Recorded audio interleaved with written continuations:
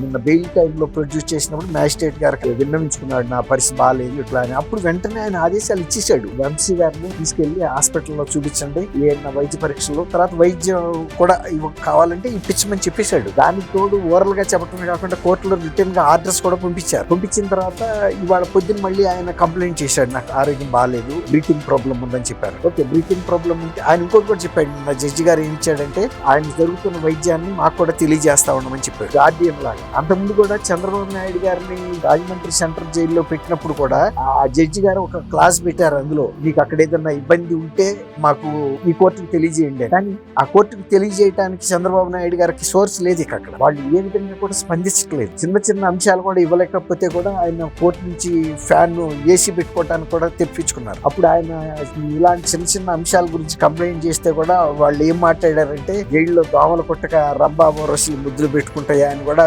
వ్యంగ్యంగా మాట్లాడారు.